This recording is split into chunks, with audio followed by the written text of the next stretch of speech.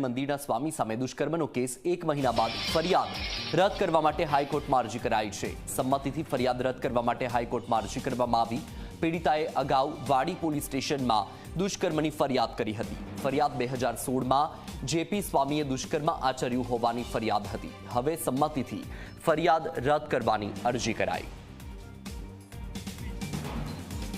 વધુ માહિતી મેળવીએ સંવાદદાતા રવિ પાસેથી। રવિ, 1 મહિના પહેલા દુષ્કર્મની ફરિયાદ અને હવે એ જે કેસ છે એ કેસને એ ફરિયાદને પરત લેવા માટેની અરજી, શું માહિતી? બિલકુલ વત્સલ, વાત કરવામાં આવે તો વાડી સ્વામિનારાયણ મંદિરના સ્વામી જેપી સ્વામી વિરુદ્ધમાં જે પીડિતા છે તેના દ્વારા દુષ્કર્મની ફરિયાદ વાડી પોલીસ સ્ટેશનમાં નોંધાવી હતી અને ત્યારબાદથી જ જેપી સ્વામી ફરાર થઈ રહ્યા હતા।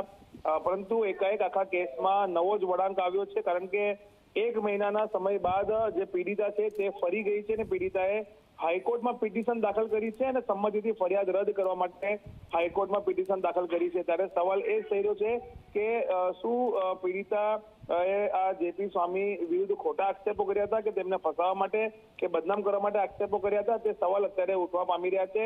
મહત્વની બાબત છે કે વર્ષ 2016માં લંપટ સ્વામીએ દુષ્કર્મ આચર્યો હોવાની પીડિતાએ વાડી પોલીસ મથકમાં ફરિયાદ નોંધાવી હતી। તેના આધારે પોલીસે પકડવા માટે આરોપીને અને પુરાવા એકત્રિત કરવા માટે ઘણી મહેનત કરી, પરંતુ આરોપી હજુ સુધી પકડાયા નથી। પરંતુ પોલીસે જે પુરાવા એકત્રિત કર્યા તે પુરાવા પણ હવે પાણીમાં ગયા હોય તે પ્રકારનું પરિસ્થિતિ અત્યારે ઉદ્ભવી થઈ છે, કારણ કે જે રીતના પીડિતા હાઈકોર્ટમાં ફરી ગઈ છે તેને ફરિયાદ રદ કરવા માટે પિટિશન દાખલ કરતા આખા કેસમાં નવો વળાંક અત્યારે આવ્યો છે। જી વત્સલ। બિલકુલ રવિ, માહિતી બદલ આભાર। ગુજરાત પોલીસનું